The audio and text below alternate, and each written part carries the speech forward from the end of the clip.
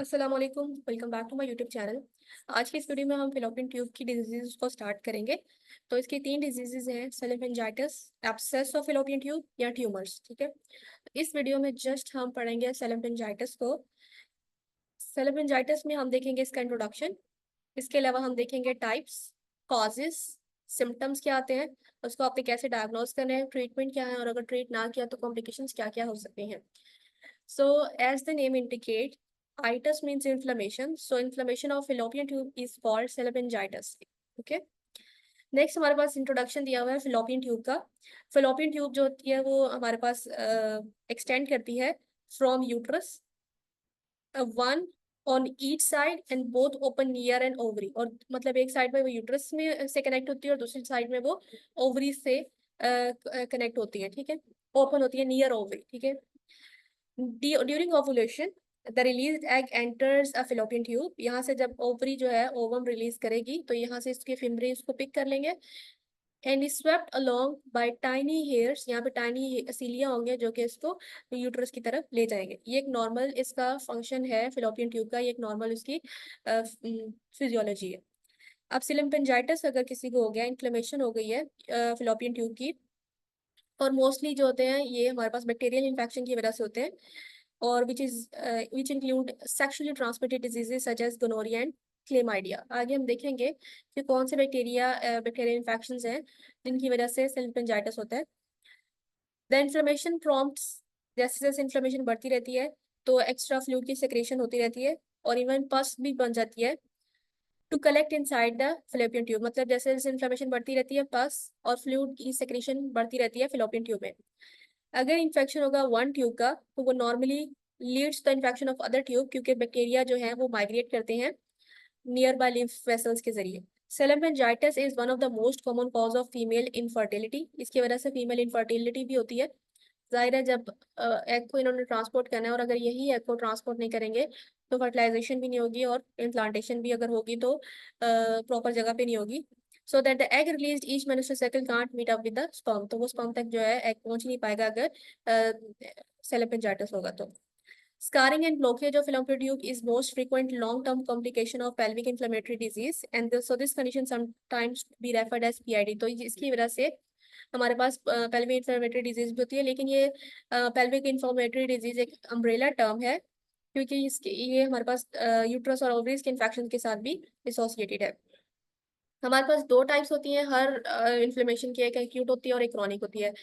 Acute सेलोमेनिंजाइटिस में क्या होगा, फेलोपियन ट्यूब जो होंगी वो रेड हो जाएंगी और स्वोलन हो जाएंगी और वो एक्स्ट्रा फ्लूइड्स क्रिएट करेंगी सो that the inner wall of the tubes become stick together. तो इस वजह से जो है दोनों ट्यूब्स जो होंगी वो स्टिक हो जाएंगी आपस में, बिकॉज के वहाँ पे स्क्रीट एक्स्ट्रा फ्लूइड ज्यादा स्क्रीट होगा इस वजह से। जो ज़रूरी नहीं है कि जो ट्यूब है वो सिर्फ आपस में एक दूसरे के साथ ऐसे पिचक जाए, बल्कि वो ऐसे भी हो सकता है कि नियर बाय स्ट्रक्चर जैसे कि इंटेस्टाइन के साथ भी चिपक सकती हैं। समटाइम फेलोपियन ट्यूब में fill and bloat with the pus. ये पस के साथ भर भी सकती है कुछ बाज़ औक़ात। In rare cases the tube ruptures, बहुत रेयर केसेस है कि ट्यूब जो है फट जाए and cause a dangerous infection of abdominal cavity, जिसको हम पेरिटोनाइटिस कहते हैं। ठीक है, तो हमने एक्यूट एपिलेमेजाइटिस में पढ़ा कि ये मतलब इसमें जो फेलोपियन ट्यूब है वो रेड हो जाएगी, स्वॉलन हो जाएगी, आपस में वो चिपक जाएंगी, एसोसिएटेड सिम्टम्स के साथ भी चिपक जाएंगी और रेयरली जो है वो रप्चर हो जाएंगी। क्रॉनिक एपिलेमेजाइटिस जो होता है usually follows an acute attack, मतलब एक्यूट जो है बाद में कन्वर्ट हो जाती है क्रॉनिक स्टेज में। The infection is milder, longer lasting and may not produce many noticeable symptoms। तो ये जो क्रॉनिक सेलेमेंजाइटिस जो है ये इतने नोटिसेबल सिम्टम्स जो है प्रोड्यूस नहीं करता। कॉज क्या है, in 9 out of 10 cases of salpingitis bacteria are the cause. Some of the most common bacteria responsible for salpingitis include chlamydia, gonococcus, mycoplasma, staphylococcus और स्ट्रेप्टोकोकस। ये आपको ऐसे इट इज याद करने हैं कि ये वाले बैक्टीरिया जो हैं सेलेमेंजाइटिस कॉज करते हैं।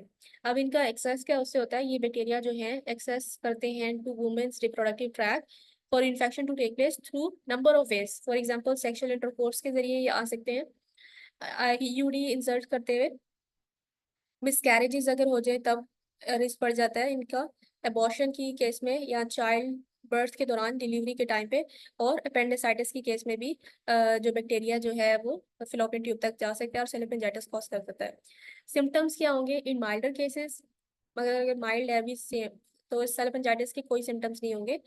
दिस मीन्स, इसका मतलब ये है कि फॉलोपियन ट्यूब जो है वो डैमेज हो रही है और इवन वुमेन को पता ही नहीं है कि उसको इन्फेक्शन है। और अगर सिम्टम्स जिनमें अपेयर होते हैं वो ये होता है कि एब्नॉर्मल वेजाइनल डिस्चार्ज होता है, अनयूजुअल कलर का या स्मेल का, स्पॉटिंग होती है 2 पीरियड्स के दरमियान में, उसको पेनफुल पीरियड्स होते हैं, पेन ड्यूरिंग ओवुलेशन, जब ओवुलेशन का टाइम आता है तो उसको पेन होती है, सेक्सुअल कॉन्टैक्ट के दौरान पेन होती है, फीवर होता है, इन्फेक्शन जब भी होता है तो बॉडी उसको प्रोटेक्ट करती है तो उसकी वजह से फीवर होगा, एब्डोमिनल पेन होगा बोथ साइड्स पे, क्योंकि अगर दोनों फिलोपियन ट्यूब इन्वॉल्व होंगी तो पेन होगा, लोअर बैक पेन होगा, यूरिनेशन आएगी ज़्यादा, और नोजिया वॉमिटिंग के भी आएंगे सिम्टम्स, ब्लॉटिंग होगी। The symptoms usually appear after the menstrual period, यानी पीरियड्स के बाद ये वाले सिम्टम्स अपीयर होंगे। डायग्नोज कैसे करना है? पहले जनरल एग्जामिनेशन करेंगे जिसमें हमें लोकलाइज टेंडरनेस नजर आएगी और इन लार्ज lymph nodes नजर आएंगे। फिर पेल्विक एग्जामिनेशन करेंगे जिसमें हम टेंडरनेस को और डिस्चार्ज को चेक करेंगे। ब्लड टेस्ट करेंगे, जब ब्लड टेस्ट करेंगे तो वाइट ब्लड सेल का काउंट जो होगा वो रेज हुआ होगा, इन्फेक्शन के केस में ये रेज हो जाता है। Mucus swab, a smear is taken to be cultured, एक स्मेयर लेंगे हम, उसको कल्चर करवाएंगे और उस लैब में एग्जामिन करेंगे और देखेंगे कि कौन सा टाइप बैक्टीरिया का आइडेंटिफाई होगा। लेप्रोस्कोपी करेंगे, fallopian ट्यूब में भी need to be viewed by slender instrument inserted to the abdominal incision। Treatment करने के लिए अगर इन्फेक्शन को ट्रीट करना है तो हमें एंटीबायोटिक्स ही देनी करेंगी to kill the infection which is successful in around 85% of the cases. और उसके अलावा हॉस्पिटलाइजेशन, मतलब हॉस्पिटल में एडमिट करेंगे ताकि हम इंट्रावेनस एंटीबायोटिक्स जो हैं वो डाल सकें। सर्जरी करेंगे अगर कंडीशन जो है वो प्रेजेंट रहती है beside using the drug treatment. तो हम जो है अगर पेशेंट सिर्फ आया है आपके पास और अभी वो हॉस्पिटल में एडमिट नहीं है तो फिर हम उसमें रेजिमेन ए दे सकते हैं।